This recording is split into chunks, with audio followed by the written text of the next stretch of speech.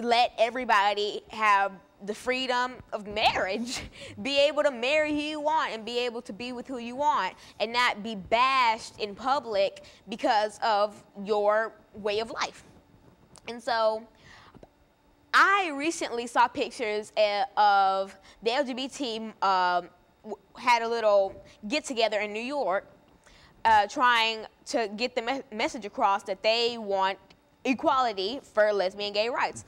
And this really made me think, just like, wow, I saw so many signs that said like things like gay people shouldn't get married, man was made to be with woman, and woman was made to be with man, and like the Bible says Adam and Eve, not Adam and Steve, and just horrible things like that. Like bringing the Bible into this. The Bible does not criticize. The Bible, Christianity is a loving thing. God is a loving person, and he loves all his children. So how are you just gonna X out somebody saying, oh, well, God doesn't like? You can't say who God doesn't like because you are not God. And you know what? You just leave that alone and let people be who they want to be. And so I think that it's really heartbreaking how so many people can be so ignorant just because of something they don't know. And it's also reminded me of the American Civil Rights Movement.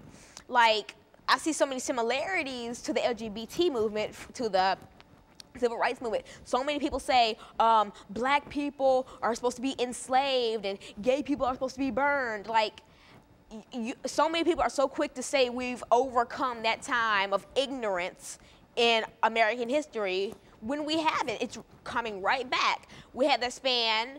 I mean, ignorance is never going away, apparently, even though Martin Luther King did not die for this. He died for rights, human rights.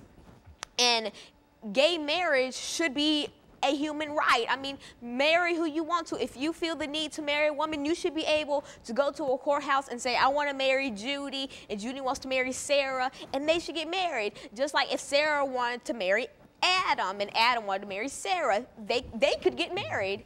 But see, Sarah can't marry Emily. And why can't Sarah marry Emily? Because they're two women. What is the big difference? They're still two humans. They're still two members of society. So what's so wrong with being a member of society? What's so wrong with being in love with who you want to be in love with?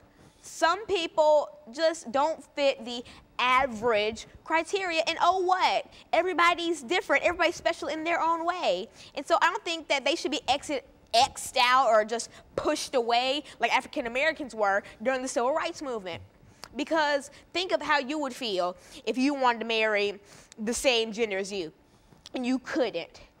That's how black people felt when they wanted to marry white people back in the American Civil Rights Movement. They couldn't. You know, I think there's an interesting item here that we'd like to sort of bring in, because I think you've mentioned the Stonewall riots, and you've also made some kind of comparison to the same riots in California at the time, the LA riots at the same time, and I think that most people don't understand. Well, why don't you talk about that? Because earlier I was thinking about it, and not that I'm really comparing the LA riots to the Stonewall riots, but they were both triggered by an event that shook up a community. The Rodney King beating shook up the African American community. The LA riots. Police raids shook up the gay community. Stonewall riots. It's ignorance shaking up people, making them do irrational things.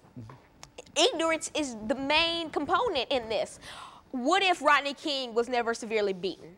I'm not gonna say that there weren't that there wouldn't have been the LA riots, but Rodney King's beating inspired the LA riots. So there might not have been LA riots. That's just like me trying to say if Adolf Hitler was never born, there wouldn't have been a Holocaust. There could have been somebody other than Hitler who could have inspired a thing like the Holocaust. We'll never know. But still, if the police had never started to raid Stonewall and raid it, we might not have had the Stonewall riots. But then, without the Stonewall riots, we wouldn't have had that catalyst to push off the LGBT movement in America. But see, even without it, gay people probably would not have still been able to get married to this day, because as I was saying, this has been people have accepted this even before the 18th century. And so you really got to think about it.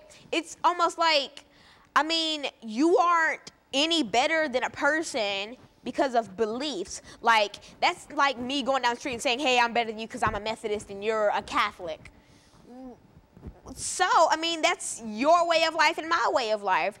Everybody should be able to express themselves as they wish to express themselves.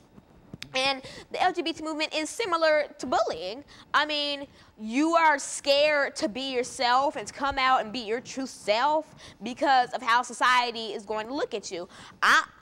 I used to be scared to do so-and-so. I'd be scared to speak out in class or have elaborate answers to questions because I'd see my classmates just glare at me and say, wow, she's so-and-so and so-and-so. But then I overcame that. I'm proud of who I am. And I will stand up in class and I will say what I want to and I will have the most elaborate answer you might ever hear. Okay, because I'm true to myself. And Alana, I think, and while you're dealing with all of these elaborate answers that you're giving us now, and we certainly appreciate that. What we're going to do, we're going to take this second commercial break, and then when we come back, I want you to get into other aspects of this movement and the impact that it is having. And we appreciate the information that we're receiving, and we'll be back with our audience following this very, very short commercial break.